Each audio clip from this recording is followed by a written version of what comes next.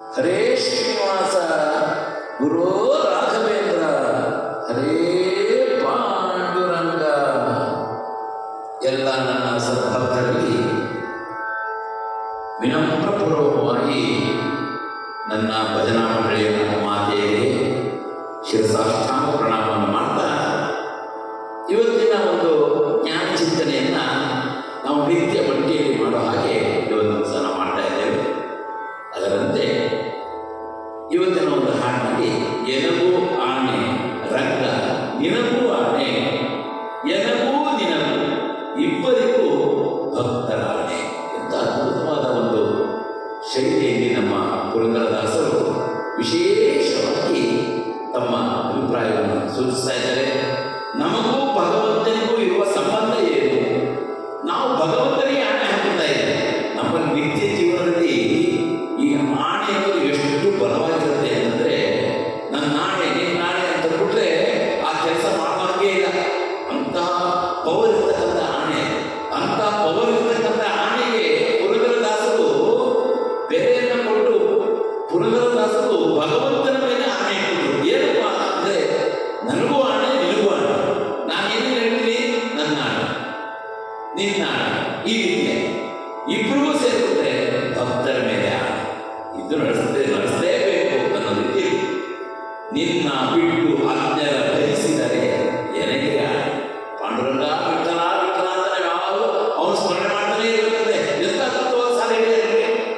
ನಿನ್ನ ಬಿಟ್ಟು ಅಜ್ಞರ ಭಜಿಸಿದರೆ ಎನಗೆ ಆಣೆ. ನನ್ನ ಆಣೆ ಉಂಟು. ಏನಾಣೆ?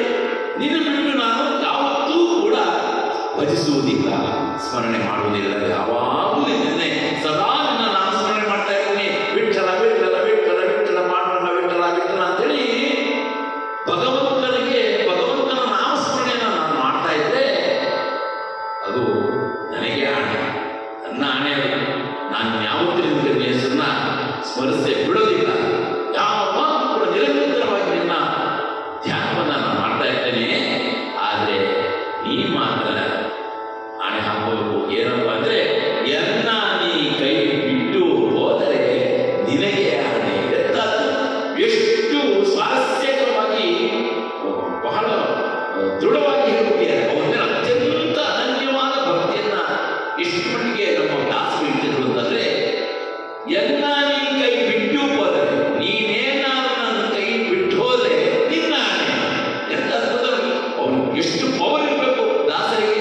ಅವರ ಮೇಲೆ ಆಣೆ ಇರತಕ್ಕಂತಹ ಪವರ್ ಎಷ್ಟು ಮಟ್ಟಿಗೆ ಇರಬೇಕು ಅಂದ್ರೆ, ಅವನ ಮೇಲೆ ದೃಢವಾದ ನಂಬಿಕೆ, ಅವನ ಮೇಲೆ ಇರ್ತಕ್ಕಂಥ ದೃಢವಾದ ಭಕ್ತಿ ಎಷ್ಟು ಮಟ್ಟಿಗೆ ದಾಸರಿಗೆ ಇತ್ತು ಅಂತಂದ್ರೆ, ನಿನ್ನನ್ನು ಬಿಟ್ಟು ನಾನು ಯಾವತ್ತೂ ಕೂಡ ಅಂತ್ಯ ಸ್ಮರಣೆ ಮಾಡೋದಿಲ್ಲ, ಅದು ನನ್ನ ಆಣೆ. ಆದರೆ ನೀನು ಮಾತ್ರ ಯಾವತ್ತೂ ನನ್ನ ಕೈಯನ್ನ ಬಿಟ್ಟು ಹೋಗಬಾರದು, ಅದು ನಿನ್ನ ಆಣೆ.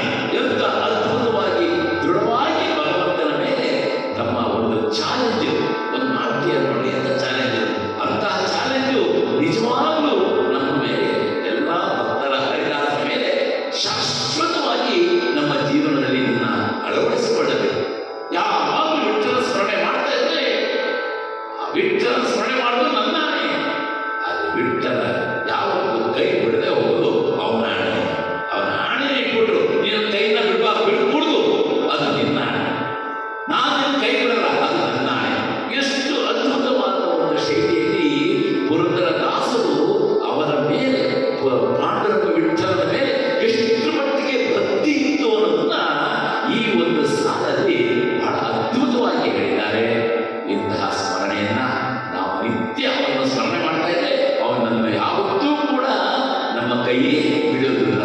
ಅದರಿಂದ ಏನಗೂ ಆಣೆ ರಂಗ ನಿನಗೂ ಆಣೆ, ಎನಗೂ ನಿನಗೂ ಇಬ್ಬರಿಗೂ ಭಕ್ತರಾಣೆ.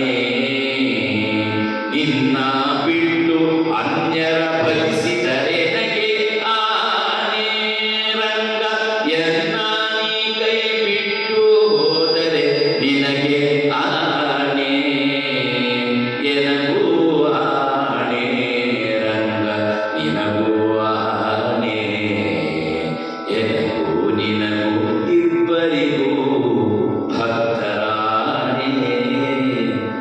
ಅಷ್ಟರಬೇಕು ಅಂತಹ ಅದ್ಭುತವಾದ ಒಂದು ಮೆಸೇಜನ್ನ, ಒಂದು ವಿಷಯವನ್ನ ಇಡೀ ಸಮಾಜಕ್ಕೆ ಭಕ್ತಿ ಅಂದರೆ ಏನು, ಯಾವ ರೀತಿಯಾಗಿ ಅವನು ಭಕ್ತಿ ಮಾಡಬೇಕು, ಯಾವ ರೀತಿಯಾಗಿ ಅವನ ಮೇಲೆ ಭಕ್ತಿಯನ್ನು ಮಾಡಿದ್ರೆ ಅವನು ನಮ್ಮನ್ನು ಹೇಗೆ ರಕ್ಷಣೆ ಮಾಡ್ತಾನೆ ಅನ್ನೋದನ್ನ ಈ 2 ಸಾಲಲ್ಲಿ ವಿವರಿಸಿದ್ದಾರೆ.